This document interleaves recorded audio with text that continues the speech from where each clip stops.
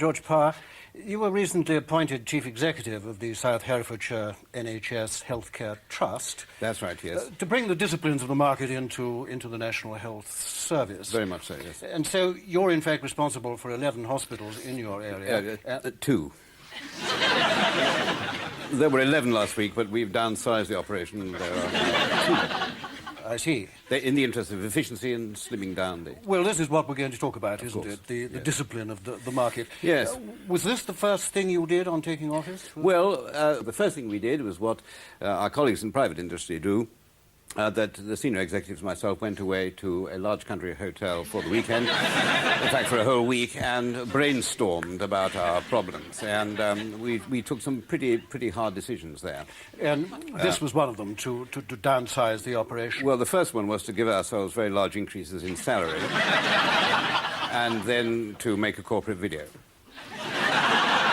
It is a problem, isn't it? Because in the National Health Service, as Mrs. Thatcher noted a long time ago, demand is infinite, isn't it? Well, Mrs. Bottomley has said, and these figures are right, that there is now more demand on the National Health Service than there ever has been, and yet at the same time, the nation's health is better than ever. Now, this can only indicate one thing.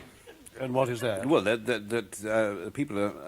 patients aren't really ill. I mean, a lot of patients aren't ill. They're presenting themselves to hospital without illnesses. Well, yes, I think it's see, the problem is rather like benefits. Yes. That people are, if they know they're going to get unemployment benefit, they are being rewarded for being out of work.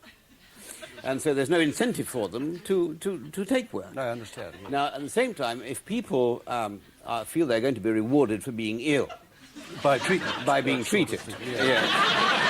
There's no incentive for them not to be ill. Yes. And so we're trying to get this question of incentive into... because that's the market. So you are going to bring the discipline of the market into the hospital and, if possible, extend it. We're extending it not just to the broad brush, the fact that that we provide and fund holders purchase from us, but inside the very operation of the hospitals themselves, we're going to operate a market system. In what sort of way? Well, I'll give you an example. In the old days, before I took over, if in the operating theatre you would have a body of a patient on the thing, and the surgeon would cut him open, and he'd say scalpel. Yes. And a nurse would give him a scalpel with no consideration about whether he needed the scalpel, or how much the scalpel cost, or whether he could get a scalpel cheaper somewhere else, whether indeed he could use an old razor blade he'd brought from home, or a paper clip, yes, or even his own teeth if he had nothing. So what will happen now? Well, if he does establish that it is necessary, then immediately he will make a bid for a scalpel. He'll put out a bid. A tender. A tender for a scalpel. And he will, first of all, ask round the operating theatre to see if another nurse has got a scalpel cheaper than the nurse who's standing next to him. Which is possible. It's very unlikely because we only have one nurse in the... But then what he will do is to contact our new... This is an appointment I've recently made, the scalpel resource manager, who has been put in a salary of £45,000 a year. And he will, as soon as he hears that a scalpel is needed... Perhaps, yes. In operating theatre A... Or, well, it only will be A, we only have one operating theatre.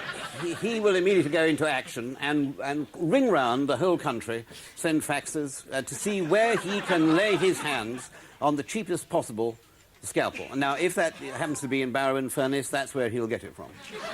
He will personally go and get it? He will get it. Well, we are talking about emergencies here.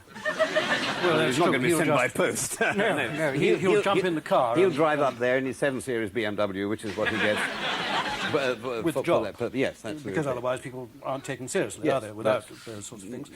Well, that sounds very radical. In fact, one might think that in some way you might be able to get rid of the middlemen in this transaction entirely. Get rid of the doctors, you mean, and the surgeons? Yes, well, we can. What we are hoping, you see, this is a matter of patient choice. Yes. To empower the patients to take their own decisions. Yes. And make their own incisions if it should So come to the that. patient would come in. The patient come in with a growth that he has and says, what are you going to do about this growth? And I would say, what are you going to do about it? And you would empower him to use the resources Yes, of we would lease an operating theatre. a mirror. A mirror and a book on major surgery and how to do it. Yes, and he'd be able to and resource get on with himself. it. He'd be able to resource himself. He would be able to stand on his own 2 feet. Well, perhaps not if he was Doing something having an anaesthetic. no, down there. But at the same time, it must be admitted that in terms of pure management, Yes. don't the patients get in the way? Well, rather? no, I wouldn't say they got in the way, but it is, you see, what we are trying to do is create a buzzing, thrusting, entrepreneurial business atmosphere in our new... And it is perfectly true that this is not very easy, with a lot of people lying about being sick and groaning. So that it is possible that we would get rid of them, as they have done in ICI. George Parr, thank you very much indeed. Thank you. Not at all.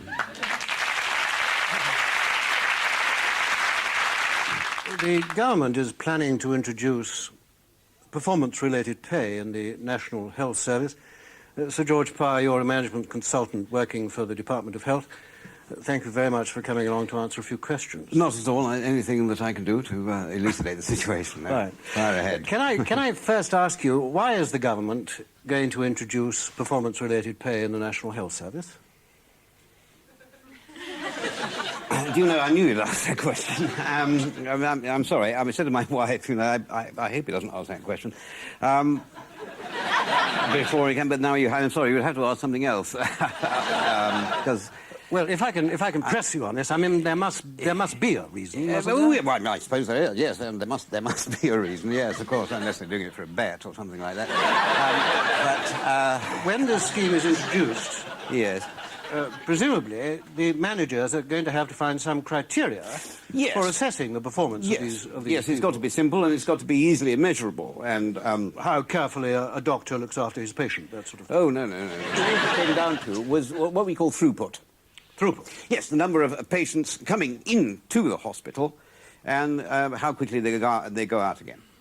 And that is the measure of a hospital's performance. Obviously, it's good for a hospital to have a lot of patients coming in, and it's very good for them to go out again as quickly as possible. Yes. Because patients, by definition, who come into the hospital are ill.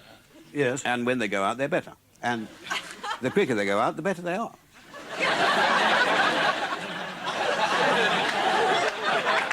Yes.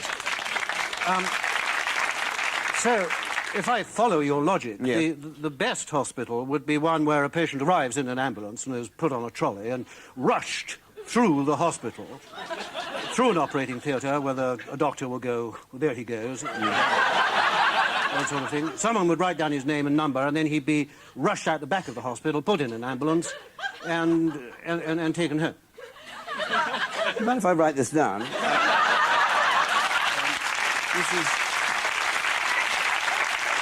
That is a very good... We could call it the fast-track treatment, couldn't we? Look rather good in our brochures.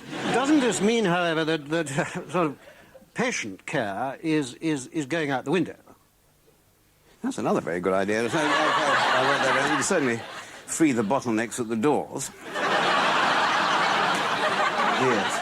Yes. But there are, of course, other criteria apart from that. I mean, there are... It's not just numbers we're that's talking very about. reassuring. Yes. I mean, there are other very important factors in any health environment. Costs is the other one. Money. Money, yes. I see. The money will come from savings created by greater efficiency. And what does that mean? Well, it means what it always means, which is cutting services and replacing expensive qualified staff by cheap unqualified staff, and by firing people who don't like the look of. And what result would that have? I mean, would that... Well, one result would be that you get a balancing creation of many more jobs, I think. I'm trying very hard to understand this point. Yes. You sack a lot of doctors, but you create more jobs. Yeah, not doctors, no. You create jobs for management consultants, like myself, who would be necessary to... Oh, I see. I mean, after all, that would save the taxpayer money. It takes 7 years to train a doctor, but you can learn to be a management consultant in one weekend at the Chewton Glen Hotel. George Parr, thank you very much. Good.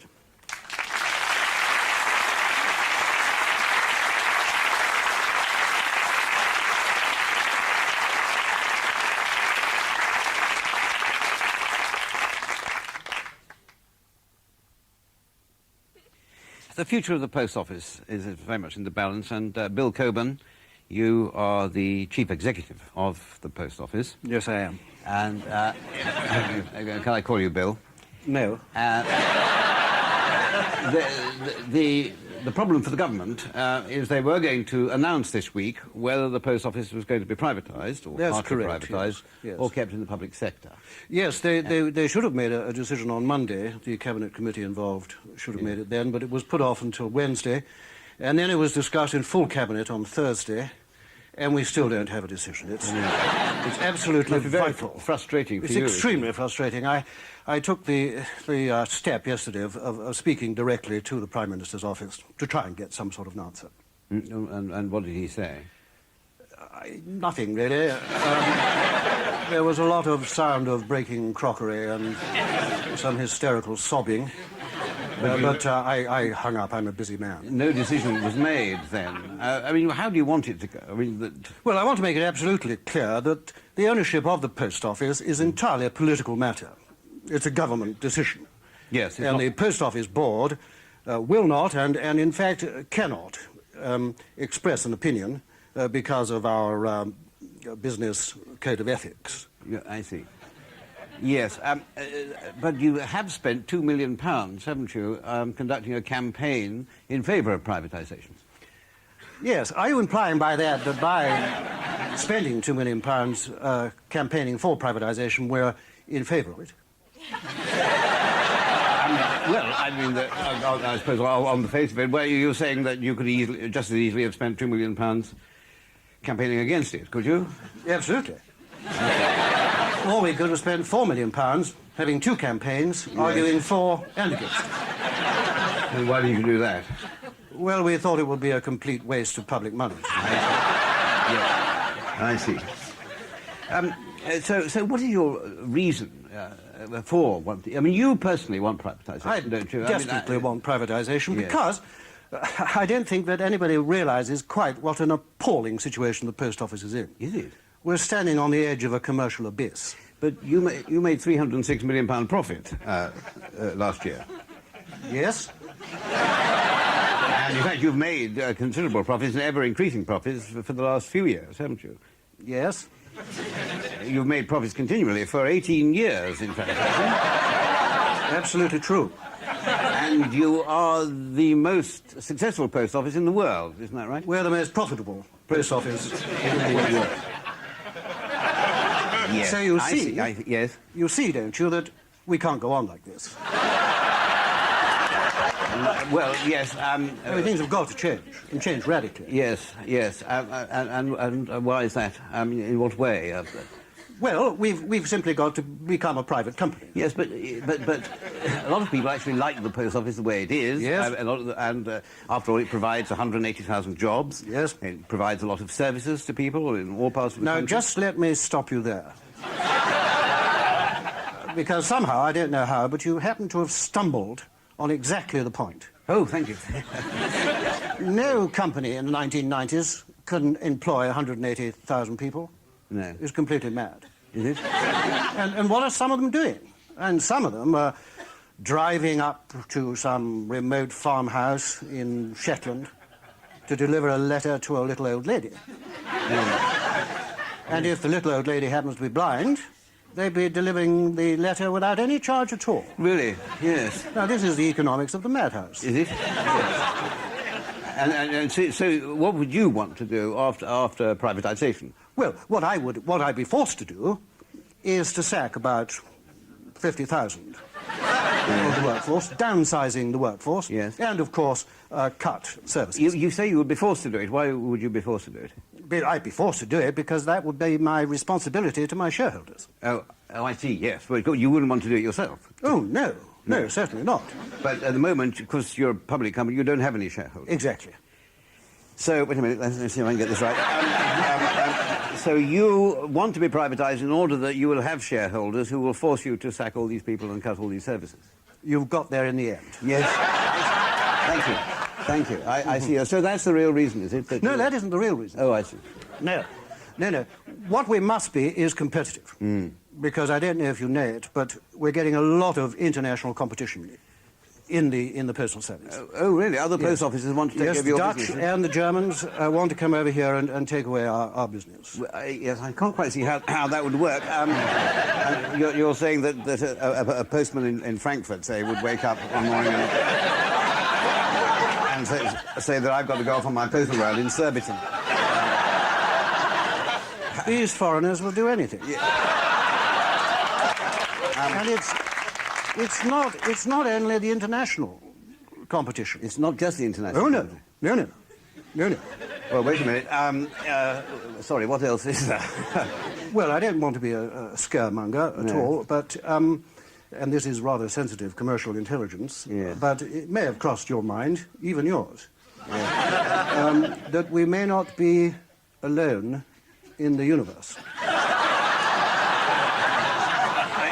So you're suggesting that part of your post office business might be taken over by alien life forms, are you? The possibility of extraterrestrial post offices does exist. Oh, really? Yes. And they might, and I'm sure we don't know for sure, but they might have just spotted this niche in the market. Yeah. And then, you see, we'd be very difficult. How would that work exactly? Well, I think it might involve a certain loss of customer service. In what way? Well, the aliens would have to take our mail. Yes. And go somewhere across the galaxy. Yes. And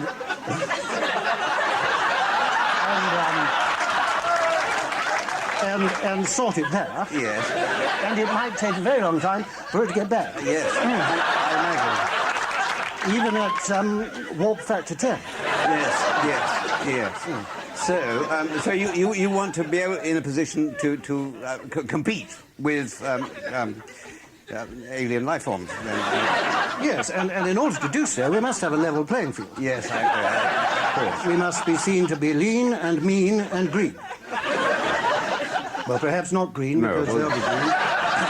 No. So that's the real reason, then, is it for... No, that isn't the real reason. No, that's the real reason. No, the real reason goes back to a time in the early 80s, before the telecommunications part of the post office was hived off. Oh, yes, when there was still the GPO. Yes. Yes. And at that time, I had a colleague called Ian Vallance, now Surreyan. Yes, he's now the chairman of BT.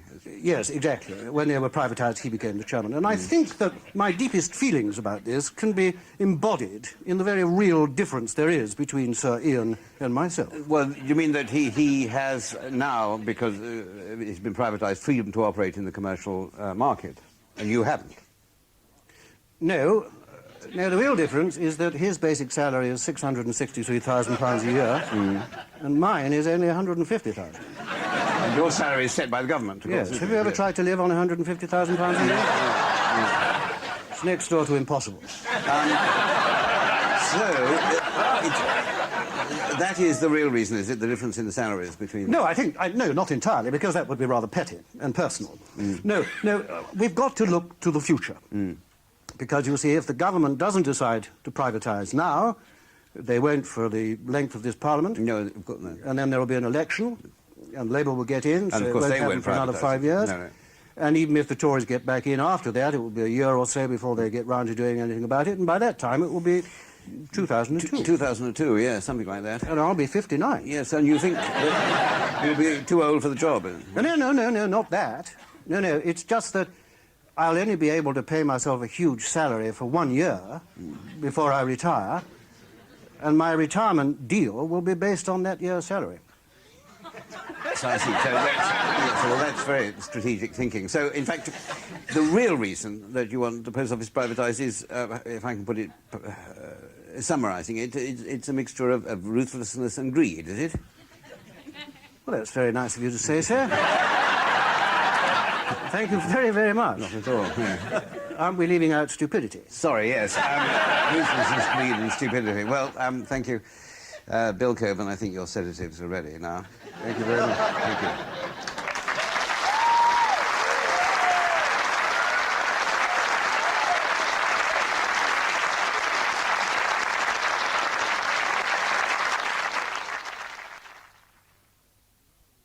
Bob Horton, you're the chairman of Railtrack. Well, I can see you don't pull your punches. Yes, all right, if you want to ask embarrassing questions, that's fine with me. Fine. No, fine. If you want to play rough, I'll play rough. I'd really like to talk about top management. Yes, yes. The way in which a breed of top managers like yourselves, whose services have been honed in the private sector, Yes. are being recruited by the government to look at rather moribund public old-fashioned, inefficient, slack, overmanned, feather-bedded public corporations, yes. Exactly. And that's what they called me into, because I'm a rough, tough, hands-on, hard-nosed... abrasive manager. I've got a harder nose than most people around. Yes. And, of course, you used to be chairman of BP. Yes, I did. I was chairman and chief executive of BP, and while I was there, I really made a difference. I'm a man... If I come into an organisation, they say, you know, Bob Horton takes it over. Bob Horton shakes it up, makes the pip squeak. Because you had a lot of experience, didn't you, with BP in America? Yes. Well, that's where I learned about being a manager really is. You see, in the Americans' idea of a businessman is a man who's imbued with a culture of success, who's efficient, who's competitive, and who is, of course, very highly rewarded. And now we wanted to bring that culture over to British industry. And what did you start with? Well, we started with the high rewards. We thought, well, we'll see what the high rewards do, and there might be some efficiency, and what was the other things I wanted, but if we're lucky, they will follow. Absolutely. And you were paid, as chairman and chief executive of BP, £800,000. 800,000 a year when I was chairman, yes. But you did make a difference. I did make a tremendous difference. When I left BP in June 1992, BP's profits for that year were £112 million. And what were their profits when you joined the company? When I became chief executive and chairman 2 years before that, they were £2.8 billion. So, in effect, in just over 2 years, you lost the company £2.5 billion. Well, I'm not very good at figures, but it's probably something of that order. But I did make a difference, you see. I mean, Yes, in some senses, yes, you did. Yes. And then, of course, you were asked to resign. No, that's I'd like to set the record straight on that. My fellow directors on the board of BP, Sir Patrick Sheehy and one or two others, called me in for a perfectly routine meeting on Sunday morning, and they put to me a hypothetical question. They said, look, Bob, if you were a director of a company and there was a chap working in this company who had made a catastrophic balls up of the job, the whole job, what would you do? Yes. So I said, well, of course, I'd fire him. You would fire him? Oh, absolutely, yes. Well, I fired 30,000 people when I was at BP, so one more wouldn't make much difference. No. So did you... So I said, yes, bring him to me and I'll fire him. And he said, no, it's you, Bob. I see. Yes, and I said, well, I don't want to go. I mean, there are things I want to do still at BP. That's what they were afraid of. Exactly, yes. Yes.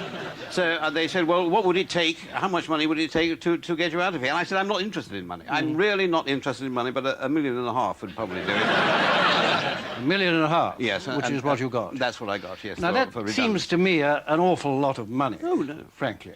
I mean, do you think you were worth that? Absolutely worth it. Look, I mean, if you had lost your company £2.6 billion in 2 years, I mean, £1.5 million is very, very little to pay to stop you working there and doing any more damage. Stop you working, yes.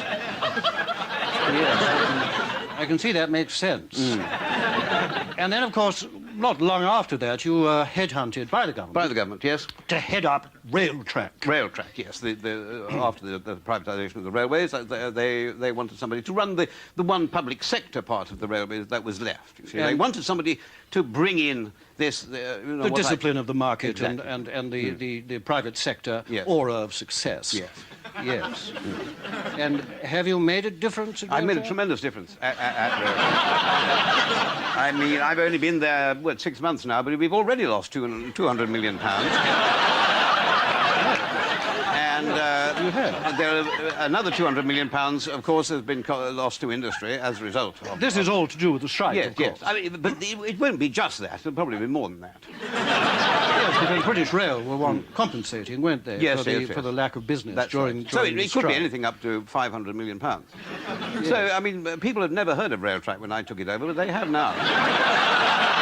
That's true.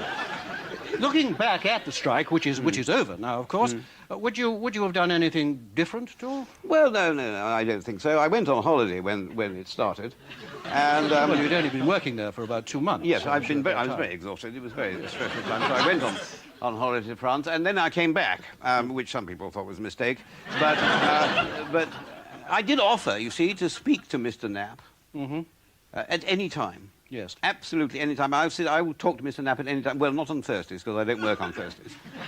No, or Fridays. No, I don't work on Fridays. No, I only work a 3-day week at For which you're being paid £120,000 a year, is that well, right? exactly. You see, I mean, so it shows that I don't do everything for money. I mean, you know, it's You do it for the I just challenge. do it for the love of it and for the challenge. Yes, Absolutely. Otherwise, I wouldn't work for peanuts as well like that, would I? That's very true.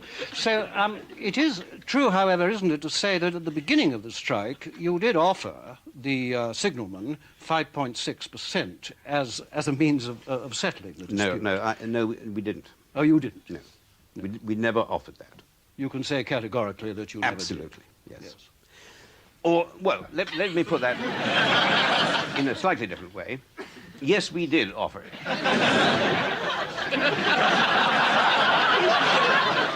We did offer it, but it was offered not by me, but somebody at a slightly lower level of management. Can I just make this point? Have it ever occurred to you that perhaps there might be a different agenda here? In what way?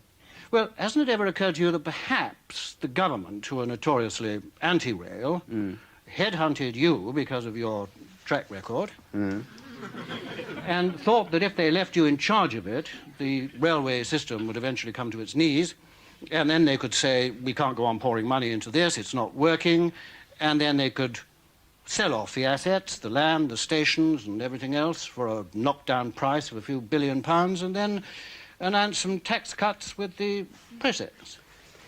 Yes, I suppose that's possible. Yes, but I don't think they're as clever as that. Bob Horton, thank you very much. Thank you.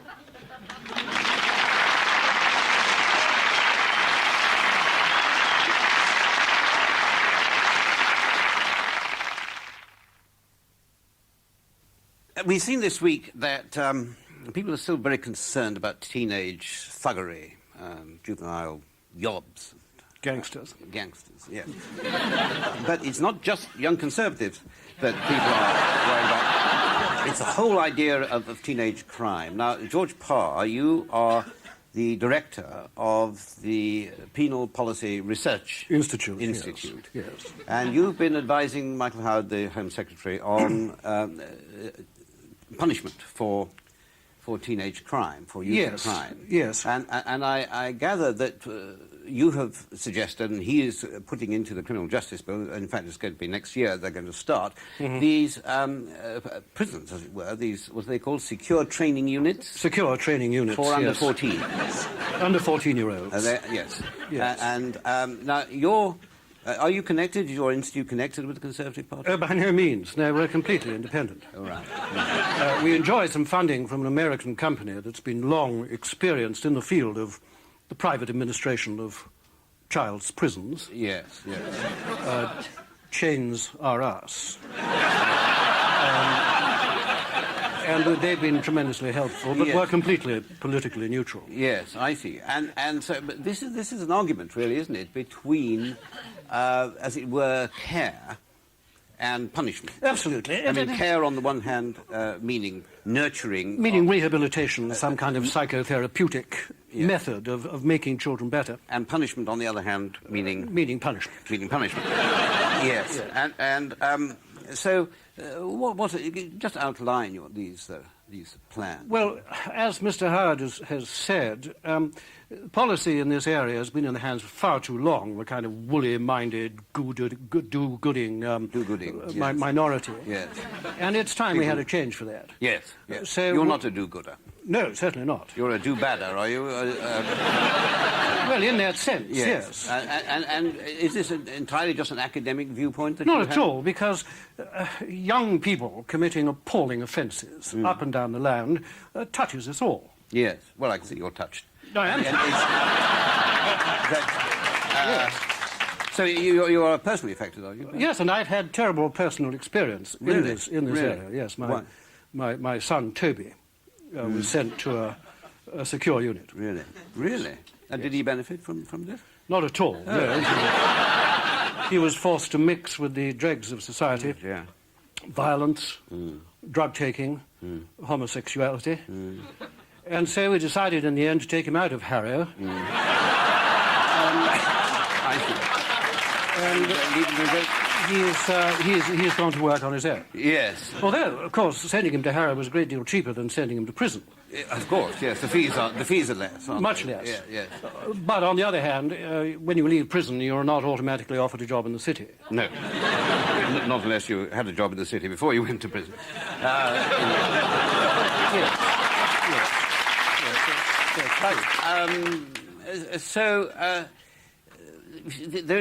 There's a school of thought which would be you regard as woolly-minded, which would suggest that the way to deal with these young people is actually for them to be nurtured properly, parented From a very, properly very early age. in the first few months of their life, first year of their life. Well, I think that's ridiculous, don't you? Well, I mean, have you ever met a victim of a mugging by a 6-month-old baby? No.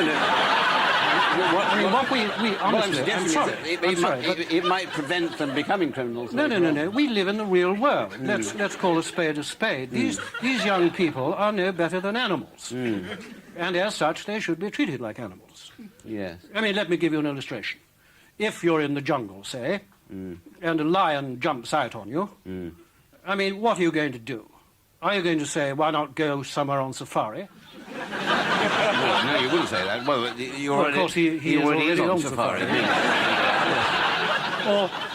Or would you say, listen, lion, let's sit down and talk about your early childhood. Did your lioness mother parent you badly as a little cub?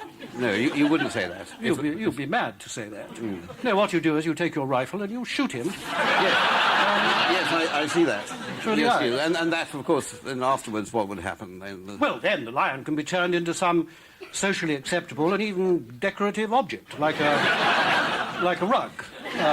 Yes, well, I don't think we can push this analogy too far, can we? I mean, there are very few people who would want the skin of some pimply adolescent with tattoos and hypodermic needle marks stretched out in front of their blazing logs. Well, I certainly wouldn't. No, neither would I. But we're saying that, in fact, you're saying that by the time these children get to sort of 16 years old, it's too late to deal with them in a sort of humane way. Much too late. And who's to blame for that? I mean, honestly, it can't be a coincidence, can it, that these 15 and 16-year-olds have had 15 or 16 years since the last Labour government.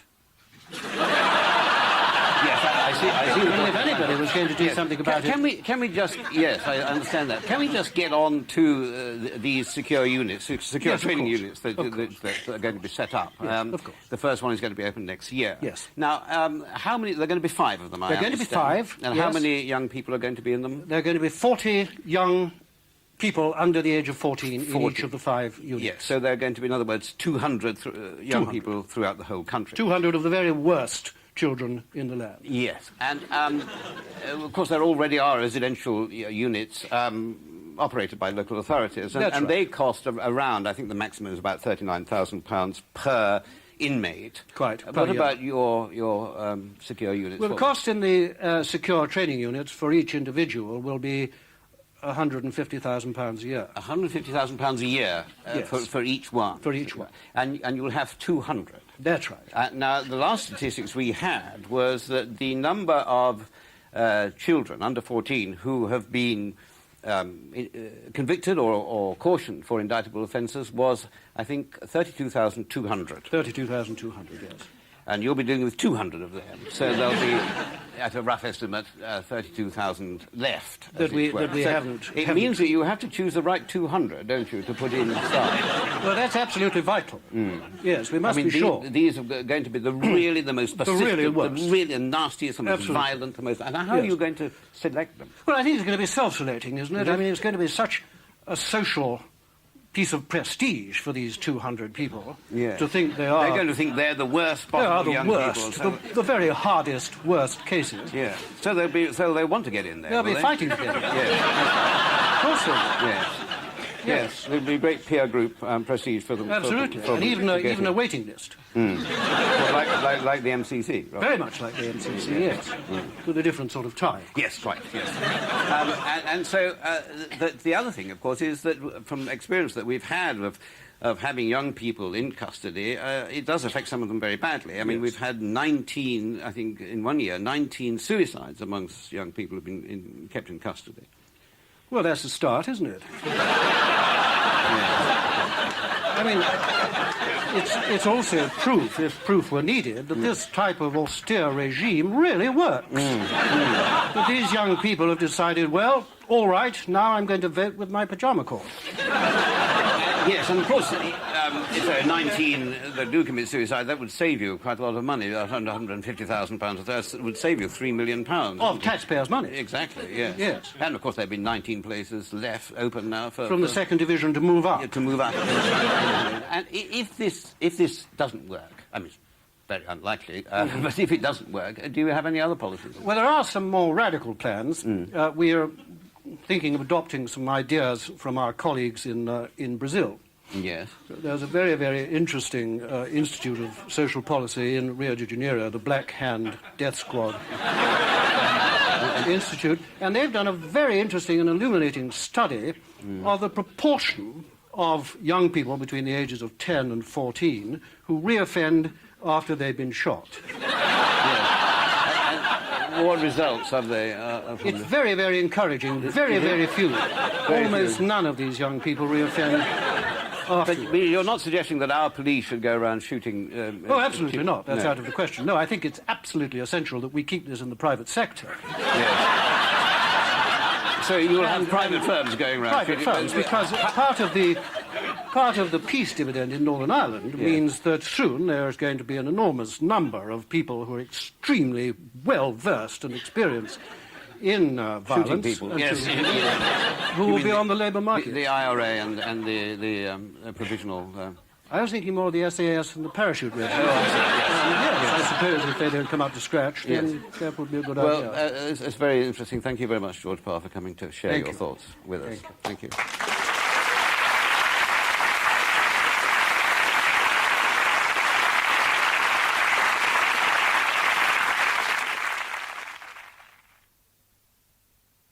We've had a lot of discussion this week, particularly, about wives' loyalty to their husbands, and in particular the wives of Conservative MPs.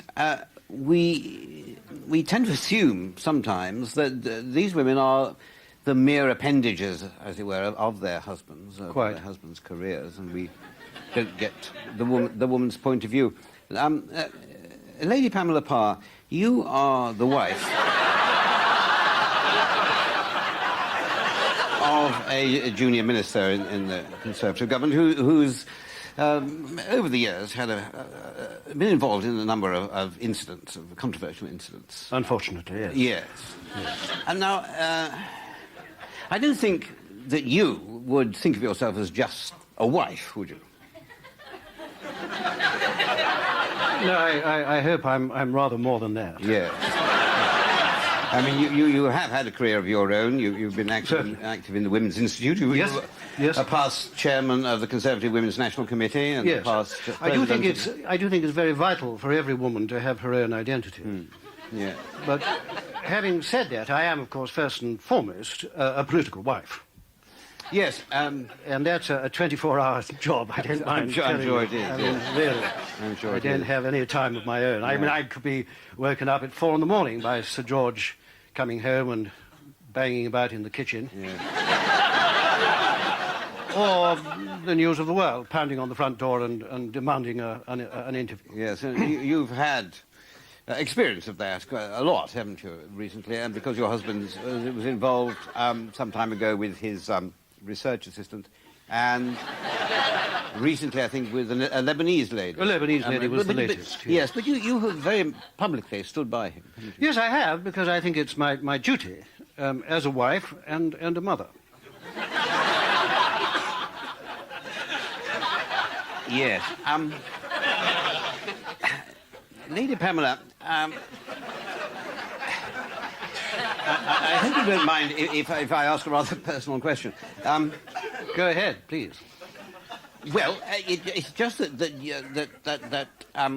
you present, how can I put this, a rather masculine appearance. You noticed?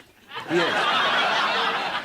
Yes, well, several months ago I underwent a procedure by which my gender was changed. You had a sex change operation? Yes, in popular parlance. That's yes, well, I must say it's been terribly successful. Thank you very much indeed. As far as I can tell from this distance, which is the closest I'm going to come. The question which presents itself is why you had this. Why? Yes. Well, I had the first inklings of this decision sometime last spring, when I was standing on the doorstep of our London house at 6:30 in the morning, with George and the children and my parents. Yes.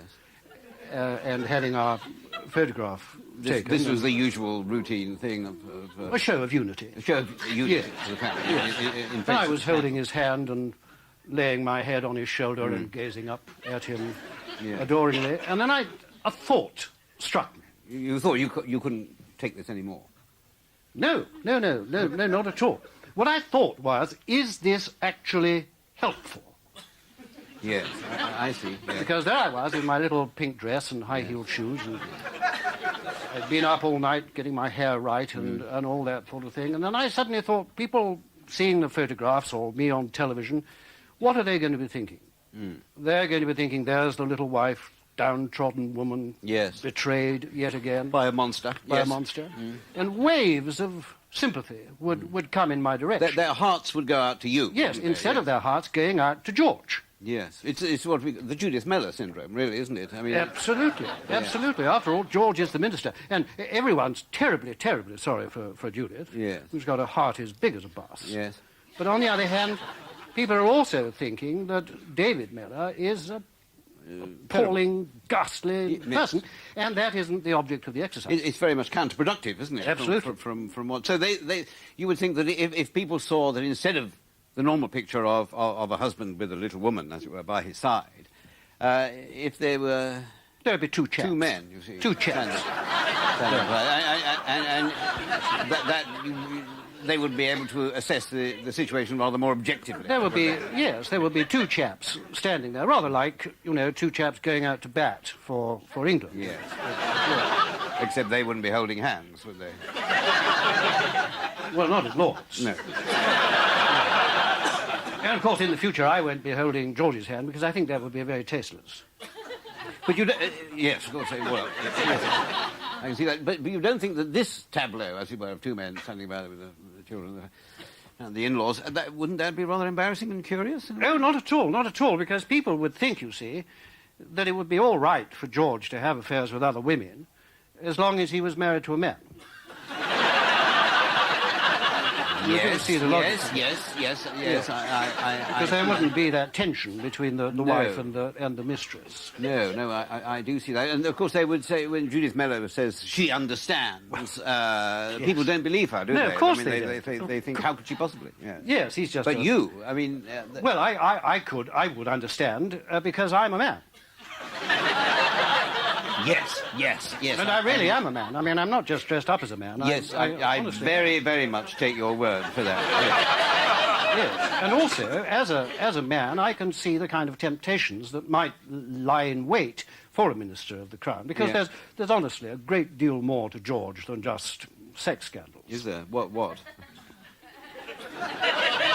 there's corruption, for a start. Yes. I mean, you mentioned the Lebanese lady a little while ago, and I can perfectly understand how that could happen, because George was involved in these high-level negotiations with a Middle Eastern country about arms sales, and therefore he was bound, sooner or later, to become entangled, however briefly, with this young lady. Yes, but she wasn't actually negotiating. She wasn't actually on the negotiating team. She was a belly dancer, wasn't she? Yes, she was. She came springing out of a cake. In the shape of an armoured personnel carrier. Yes. and was sort of thrust in George's face. Yes. So I can understand that. It was going back to your own situation, if we may. People might think that you had taken this, that you'd cut off this... My past. Your past, yes. Taking this radical step as to fulfill some sort of emotional need of your own. Oh, no, that's completely wrong. A cry for help. No, it wasn't a personal thing. Well, it seems fairly personal to me. No, what I did for my husband, for my party, and for my country. Call me old-fashioned, if you like, but I'm an old-fashioned girl. Yes. Or man. Or man. Or man. Or man. And I think it would be a tremendous tragedy if this government fell, rather like the Macmillan government, because of a number of sex scandals, because this government has still got an enormous amount to offer in terms of policy, in terms of upholding family values. So, in a way, this is the ultimate sacrifice that you've made, isn't it? Well, no, I think there are far worse things than what I've done. Oh, really? Yes, have you been very close to George? No, I haven't. But you have. Well, I suppose there was an element of sacrifice in it. But as my surgeon said when I was under the knife, just lie back and think of England. Yes. So what is your husband was a very lucky man to have such a loyal partner. I mean, what does he think? What has he said to you about this? What does he think? I've no idea. He hasn't noticed. Yeah. But then he is a very busy man. Lady Pamela, thank you very much. Thank you very much indeed.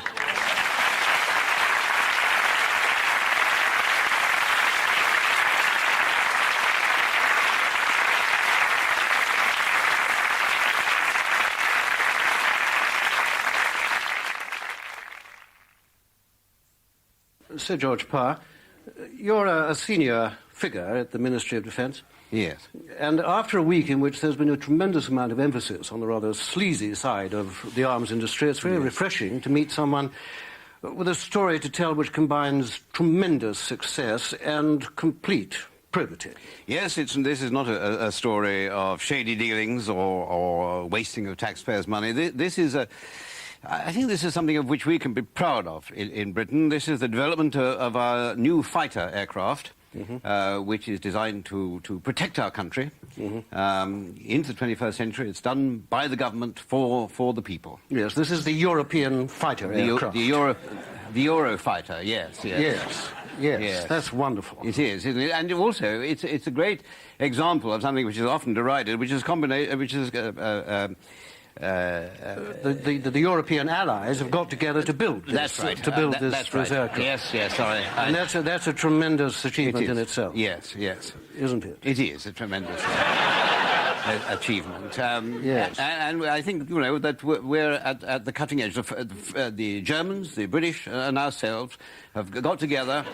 No, sorry. The Germans, the British, we're the British, aren't we? You're the British, yes. We're the British, and the British, Spanish and the Spanish, the Italians, and the Germans. We've all got together, and for 15 years, we have been developing this wonderful new aircraft, which is again cost £32 billion, and is when it's finished, if it ever is finished, it will be the world's most advanced military aircraft. And can you tell me something about the way that this cooperation works? I mean, who actually does what? Each country makes a different part of it. The Germans build the body and the tail, and the British build the trunk, and the Italians build the legs and the tusks, and the Spanish the Spanish paint it white.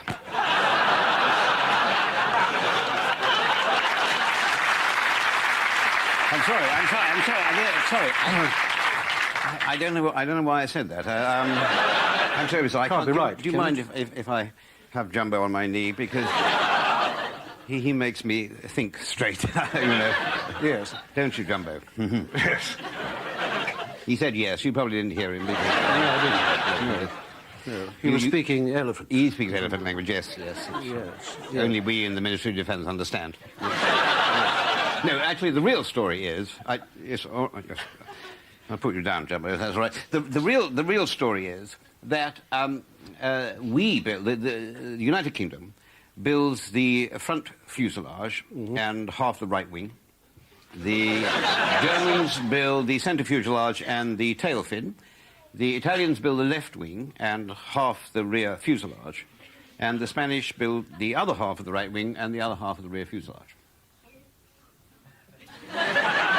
You're making this up. No, I'm not making it up. No, this actually is the truth. That is the truth, isn't that right, Jumbo? Yes. She says it is.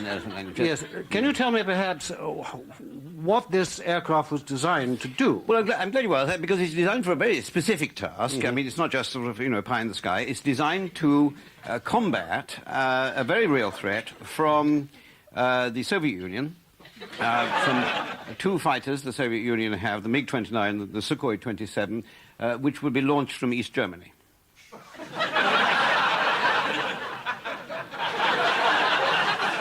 Might it be objected that East Germany doesn't exist anymore? That's a rather negative and nitpicking attitude, if I may say so. I think we should look at the big picture here. I mean, this is going to be, when it goes into service, when it starts being built in 1996, it's going to be a wonderful aircraft. It's going to be much of a match, I think, for anything the Soviet Union can throw at us. I don't want to nitpick again. No. The Soviet Union doesn't exist either, does it? Well, no, neither does the Eurofighter yet, so we're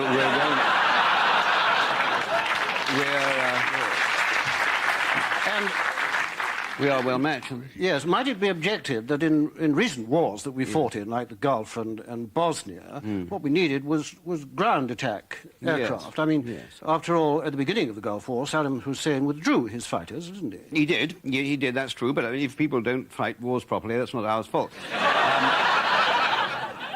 It can be adapted, this plane. Well, it can. The Eurofighter can be adapted for a ground attack role. For ground attack, yes, by putting heavier bombs on and heavier rockets. And so. Well, there are one or two drawbacks to that. Such as? It won't fly. Do you mean that it will become completely unstable and crash? Oh, no, it won't crash, because it won't take off. But we could... You could use it on the ground. We could use it on the ground. We could drive it about. Rather like a tank. At things. But it wouldn't be used to its best capability in that role, I don't think. No. Because like some British, not all, but some British aircraft, it's at its best when it's flying about in the air. Yes. And might it further be objected that now there isn't a threat from the Soviets, that this aircraft is already rather out of date? Well, no, it can't be out of date. It hasn't been built yet. I mean, it will only be out of date once it's built. Yes. Don't forget that this program was started in 1979, when there was a very, very real threat from the Soviet Union, from the MiG-29s and so forth. And so it was very urgent that we find an answer to that. And we did. It was desperately. Yes. We did find it. I mean, you can't just snap your fingers and get a very sophisticated weapon here. It takes time, and particularly when there are four countries coming together. I mean, there are unforeseen problems. Yes, technological. Yes. Like, I mean, it turned out we don't all speak the same language, for example. That's very true. Yes, and there are things like when we put the two halves of the right wing together, we found that we'd use inches and the Spanish should use centimetres, and so our half is twice as big as their half. Yes, of course it would be. There are other tensions within the Allies, too. I believe the Germans are thinking, even at this moment, of pulling out altogether. Yes, they're thinking of doing that, but we could still go ahead. I mean, we could try and bolt the rear fuselage straight onto the front fuselage without having the middle bit or the tail fin. I mean, it would be cheaper if we did that. It would be much cheaper, yes. And shorter. Yes, we wouldn't need... Yes. We need smaller hangers. Well, that's very true. Yes. That's very true. Yes. But even if by some miracle this aircraft actually did get off the ground, the point remains that it doesn't have an enemy to fight. No, well, does it? No, but because this costs £45 million, you know, this plane. So, I mean, we don't want people shooting at it.